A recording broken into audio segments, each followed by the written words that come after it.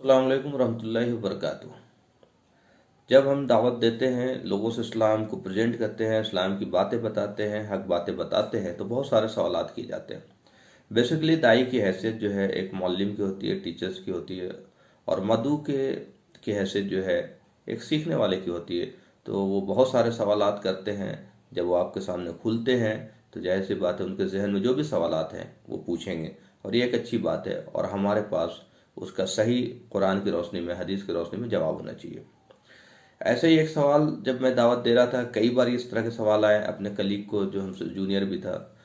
तो मैं उनको जब बता रहा था ख़ास करके इस्लाम की तौहीद के बारे में, रिसालत के बारे में, ज़िंदगी के मकसद के बारे में, फिर हुकूक के बारे में, इंसानियत को क्या हुकूक दिए गए हैं, फिर औरतों के राइट्स के, वुमेंस राइट्स के बारे में, औरतों के हुकूक के बारे में, कि ख़ास करके जब रसूलुल्लाह सल्लल्लाहु अलैहि वसल्लम हमारे बीच आए हैं तो उस वक्त मक्के की हालत क्या थी।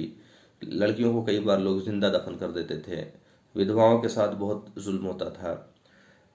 तो वुमेन्स राइट्स के बारे में जब मैं उनको बता रहा था तो उन्होंने एक सवाल किया कि सर आप इस्लाम के बारे में इतनी अच्छी बातें बता रहे हो, लेकिन जो माशरे में मैं देख रहा हूँ, और ख़ास करके एक ऐसी चीज़ जो मैं चाहता हूँ कि आप उसका जवाब दें।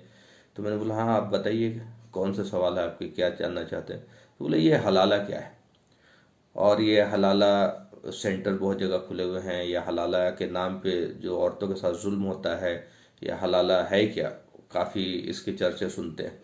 अरे जाहिर सी बात है, ये काफ़ी चर्चे में रहता है, ये इस तरह के सवाल हैं कि अक्सर आपसे पूछे जाएंगे। तो मैंने बोला भाई हलाला को समझने के लिए आपको तलाक समझना ज़रूरी है। अगर आप तलाक समझेंगे तो आपको खुद ब खुद हलाला समझ में आ जाएगा। तो उन्होंने बोला अच्छी बात है, आप हमें बताएं। तो मैंने बोला जब शादी होती है दो लोगों की, एक मर्द एक औरत की शादी होती है, तो बेसिकली कभी भी उनके बीच आपस में किसी बात को लेकर के ना इत्तेफाकी हो सकती है, किसी बात को लेकर के झगड़े हो सकते हैं। ये नेचुरल है, ये सभी के साथ है। इसका ताल्लुक किसी मजहब से नहीं है, इसका ताल्लुक ह्यूमन बिहेवियर से है। और किसी के साथ भी ये बात हो सकती है कि आपस में ना इत्तेफाकी हो जाए किसी बात को लेकर, किसी आदत को लेकर के, किसी के मिजाज को लेकर के, कोई ऐसी चीज़ें सामने आ जाए जो बुरी लगे। तो उसके लिए अल्लाह ताला ने हमें सोल्यूशन बताया कि जब आपस में लड़ाई हो जाए तो हमें क्या करना चाहिए। और बल्कि एक पूरा सूरह तलाक ही है इस पे। तो उसमें ये बातें आई कि जब आपस में लड़ाई हो तो दोनों को ये चाहिए कि आपस में मिल करके बैठ ले और एक दूसरे से ओपन डिस्कशन करें कि हमें ये चीज़ पसंद नहीं है, ये चीज़ अच्छी नहीं लगती, ये आदत बुरी है। और अगर मसला उससे बड़ी है तो एक दूसरे को चाहिए कि कुछ दिनों के लिए बिस्तर अलग कर ले, आपस में एक दूसरे से ताल्लुक़ न रखें। उससे भी जो है एक दूसरे को संभलने का मौका मिलता है। तीसरा स्टेज है कि आप ज़र्ब भी पहुंचा सकते हैं, और ज़र्ब के बारे में रसूलुल्लाह सल्लल्लाहु अलैहि वसल्लम की हदीस मौजूद है कि एक रुमाल से जैसे ये मारना, ये मिसवाक से मारना।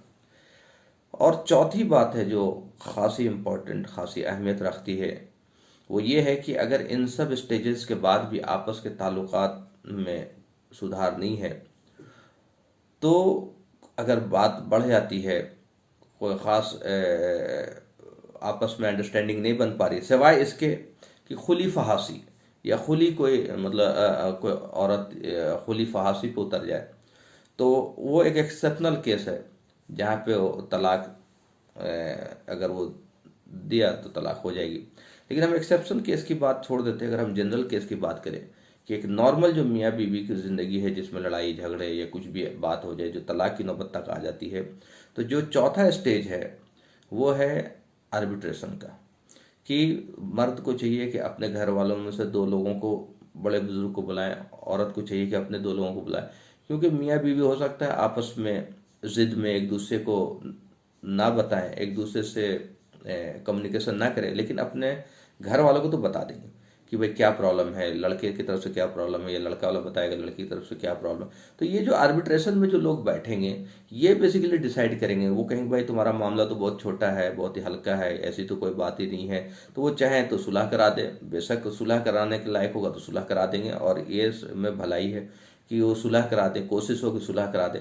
लेकिन अगर उनको कोई ऐसी बात समझ में आती है कि इनके सुलह नहीं हो सकती और ये बिल्कुल ही तलाक की ही नौबत होगी कि इनसे सेपरेट ही हो जाना चाहिए, तो ये बेसिकली उनका फैसला होता है कि वो आर्बिट्रेशन में फैसला करेंगे नहीं भाई इनको अलहदा हो जाना चाहिए।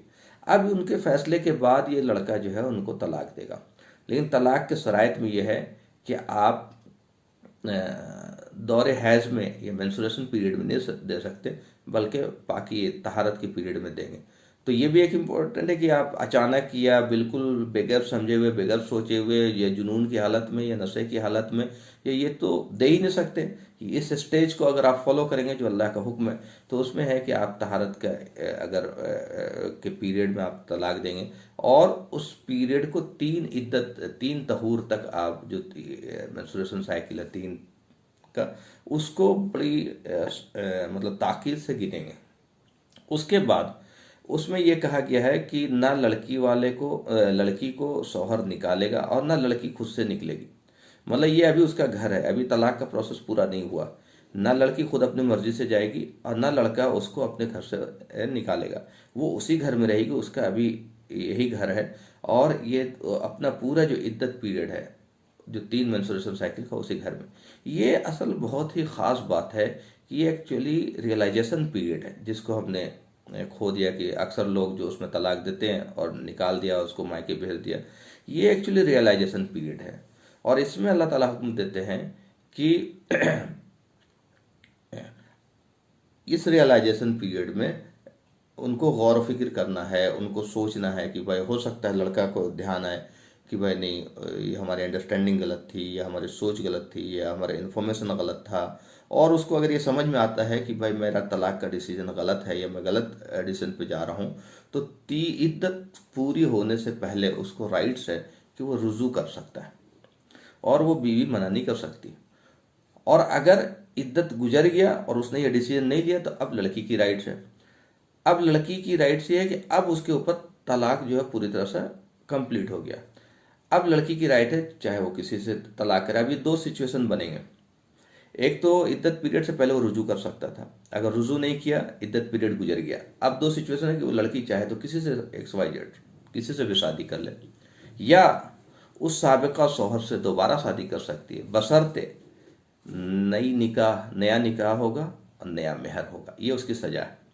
क्योंकि यहाँ पे अगर मेहर नहीं देना पड़ता ना, ये हिंदुस्तान, पाकिस्तान और बांग्लादेश के खास करके इन सब जगहों में मेहर की उतना ज़्यादातर नहीं देना पड़ता है या कम देना पड़ता है, जिसकी वजह से ये बड़ी आसानी से तलाक के लिए सोच लेते हैं।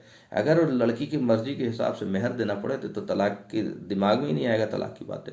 तो अब अगर ये दोबारा साबिका शौहर से शादी करना चाहती है तो दोबारा निकाह होगा, नया मेहर होगा, नया निकाह होगा। तो इसमें कंडीशन हो गई कि या तो साबिका शौहर से निकाह कर ले या किसी और से शादी कर ले। अगर साबिका शौहर से निकाह कर ली तो ठीक है, नहीं तो या किसी और से शादी कर ली। अब उस लड़की ने जिससे भी शादी किया, सपोज वो किसी वजह से, इंटेंशनली नहीं, किसी वजह से उसने तलाक दे दिया या उसकी फौत हो गई, तो फिर से वो जो है दोबारा अपने साबिका शौहर से निकाह कर सकती है। अब ये प्रोसेस 2 बार है। अब तलाकुल मरातान, तलाक सिर्फ 2 बार है। मान लिया साबिका शौहर से ने रुजू कर लिया या दोबारा निकाह में चली गई, तो उसके बाद अगर 2-4 साल बाद, 5 साल बाद फिर तलाक का नौबत आता तो यही प्रोसेस से गुजरना पड़ेगा। और अगर उसने इद्दत पीरियड में रुजू कर लिया तो कोई हर्ज नहीं है। और अगर इद्दत पीरियड से गुजर गई इद्दत पीरियड, तो या तो साबिका शौहर से निकाह करे या किसी और से निकाह करे। तो दोनों केस में अगर वो साबिका शौहर रुजू कर लेता है, 2 बार तलाक देने के बाद रुजू कर लेता है, चाहे निकाह इद्दत पीरियड के बाद या इद्दत पीरियड से पहले, तो अत तलाकुल मर्रतान, तलाक सिर्फ 2 बार है। तो 2 बार यानी ये प्रोसेस अगर तीसरी बार उसने रिपीट किया 2-4 साल बाद, या जबकि ऐसा तो होगा नहीं, ये प्रैक्टिकली पॉसिबल नहीं कि बार बार यही काम करने को बैठा रहेगा आदमी। तो अल्लाह ताला ने इतनी डिटेल में समझाई है कि चीज़ें कहीं से कोई कन्फ्यूजन बाकी न रहे। अगर तीसरी बार उसने तलाक दिया तो उस प्रोसेस से गुजरने के बाद वो ना रुजू कर सकता है और ना इद्दत ख़त्म होने के बाद वो लड़की दोबारा साबिका शौहर से निकाह कर सकती है, बल्कि उसको किसी दूसरे से ही निकाह करना पड़ेगा। ये तो आगे प्रोसेस की बात है। अब आप मान लें कि किसी का तलाक हो गया, चाहे वो तीसरा तलाक हो, तीसरी बार तलाक हो या पहली बार तलाक हो। अब वो चाहता है कि किसी दूसरे मर्द से शादी करेगी वो, लेकिन इंटेंशनली किसी दूसरे मर्द से शादी कराना कि वो एक रात उसके साथ गुजार करके वो छोड़ दे और फिर से मैं उससे निकाह कर लूँ, ये एक्चुअली बहुत ही वाहियात, कुरान और सुन्नत के ख़िलाफ़, बल्कि इसको जिना कहा गया। और इस पे हज़रत उमर फ़ारूक रज़ी अल्लाह ताला अन्हु का कौल है कि जो ये फ़ेल करता है उसके ऊपर जिना का जुर्म आयद होना चाहिए। जिना की जुर्म क्या है? जिना की जुर्म है संसार करना, पत्थर से मारना, ये जुर्म है। रसूलुल्लाह सल्लल्लाहु अलैहि वसल्लम ने इसको मलऊन बताया, जो ये काम करता है और जो ये काम, जो मतलब उसका जो शौहर ये इस काम को कराया, उसको मलऊन बताया। तो ये कितनी मतलब गलत और घटिया चीज़ें हैं जिसकी वजह से इस्लाम बदनाम हो रहा है। ये कुछ लोग अपनी मफाद के लिए, अपने इंटरेस्ट के लिए ना वो हदीस को देख रहे हैं, ना वो कुरान को देख रहे हैं। अगर कुरान को देखेंगे तो सूरह तलाक जो 65 नंबर की सूरह है, उसमें वो कंप्लीट वाज़ेह तौर पे है कि रुजू करने का भी उसमें राइट्स है और इद्दत गुजर जाने के बाद दोबारा निकाह करने का भी राइट्स है। और अगर वो किसी तीसरे से शादी कर ली तो तीसरा आदमी इंटेंशनली उससे शादी नहीं करेगा कि उसे छोड़ना है। और ये एक वाक़या हज़रत आयशा रज़ियल्लाहु ताला से भी कोट है कि हज़रत आयशा रज़ियल्लाहु ताला ने कहा कि एक शख्स ने किसी को तलाक दिया और उस लड़की ने दूसरे से शादी कर लिया। अब उसने भी उसको तलाक दे दिया दूसरे दिन, तो क्या वो पहले शौहर के लिए जायज़ है? तो रसूलुल्लाह सल्लल्लाहु अलैहि वसल्लम का हरगिज़ नहीं। जब तक वो अपने दूसरे शौहर के साथ उसी तरह से लुत्फ़ अंदोज़ या उसी तरह से ज़िंदगी ना गुजार ले कुछ दिन तक जैसे उसके पहले शौहर के साथ था, तो वो तो एक रात की बात हो ही नहीं सकती वो, और वो इंटेंशनली नहीं हो सकता क्योंकि सारा अमल का दारोमदार नीयत से है। तो अगर नीयत ही गड़बड़ है तो ये चीज़ अमल ही गलत हो जाएगा। तो ये सुन्नत और कुरान के ख़िलाफ़ बातें हैं। बल्कि जहाँ भी अगर इस तरह का कोई हलाला सेंटर हो तो उसको तो बंद कर देना चाहिए और उसको ख़त्म कर देना चाहिए और उसके ऊपर सज़ा होना चाहिए उन लोगों का जो ये काम करते हैं। चूँकि रसूलुल्लाह सल्लल्लाहु अलैहि वसल्लम का कौल है कि कौमें उरूज पे जाएंगी तो कुरान से, और जवाल पे भी जाएंगी तो कुरान छोड़ने की वजह से। हम आज जवाल में अगर है तो वो कुरान छोड़ने की वजह से है, और अगर हमें उरूज पे जाना है तो हमें कुरान पकड़ना ही पड़ेगा। और कुरान के आयात से, कुरान के हुक्मों से अगर हम चलेंगे तभी हमारे लिए इस्लाह भी हो पाएगा। हमारे अपने, जब तक हमारा अपना इस्लाह नहीं होता है तब तक मतलब पैरेलल ये एक्टिविटीज़ है कि हमें अपनी भी इस्लाह करना है और दूसरों तक इस्लाम की बातें पहुंचाना है। यही वो काफिर हैं, यही वो फासिक हैं, यही वो जालिम हैं जो अल्लाह की नाजिल की हुई किताब से फैसला नहीं करते, हुक्म नहीं करते। तो हम अपने आप को मुहासबा करें, हम अपने आप का गौर फिक्र करें कि क्या हमारे मामलात, क्या हमारी चीज़ें कुरान की और सुन्नत, सही सुन्नत की रोशनी में हो रही है। क्योंकि कोई भी हदीस, कोई भी सुन्नत तरीका कुरान से नहीं टकरा सकती, ये पॉसिबल ही नहीं है। रसूलुल्लाह सल्लल्लाहु अलैहि वसल्लम ने कुरान की और अल्लाह के हुक्मों को नाजिल करने के लिए और उनको इम्प्लीमेंट करने के लिए उन्होंने अपने ऊपर इम्प्लीमेंट किया और सोसाइटी में इम्प्लीमेंट कराया। तो ये चीज़ें कभी भी कुरान हदीस जो है कुरान से नहीं टकरा सकती। तो जब हमने उनको ये बातें बताई तो हैरत में था कि भाई ये बातें आप जो बोल रहे हैं कि क्या प्रैक्टिकली ये लोगों को पता है, क्या ये मुसलमानों को भी पता है? हाँ बिल्कुल पता है, बहुत सारे लोगों को पता है। और सोसाइटी में कुछ खराबी भी है, जाहिर सी बात है, हर सोसाइटी में अच्छे बुरे लोग होते हैं। तो हमारे सोसाइटी में भी कुछ खराबी आ गई है और उस खराबी को ठीक करना भी हमारा ही काम है। इसके लिए अब कोई नबी भी नहीं आएंगे, न कोई फरिश्ते आएंगे। अल्लाह ताला हमारी आजमाइश ले रहा है, वरना अल्लाह ताला तो कहेगा कुन तो सारी इंसानियत सजदे में होगी। तो हमारी आजमाइश है, इसलिए ये चीज़ें ठीक करना भी हमारी जिम्मेदारी है। तो अगर हम ये बहुत सारी जो चीज़ें जिसको दुनिया ने हमारे लिए एक तरह से मजाक बना दिया है, तो ये हलाला सेंटर अगर कहीं भी होती है एक तरह से जिना का अड्डा है, इसे बंद कर देना चाहिए। इसे ऐसे लोगों को तो हज़रत उमर रज़ियल्लाहु ताला अन्हु के कौल के मुताबिक संसार कर देना चाहिए। और ये मलून है जो ये काम करता है और जो ये काम कराता है, और इससे इस्लाम की भी बर्बादी है। और तिलका हुदूदुल्लाह, कुरान में उसको जो हुदूदुल्लाह से, तो ये करने वाला का ठिकाना सीधा जहन्नम होगा। व आखिर दावाना अल्हम्दुलिल्लाह।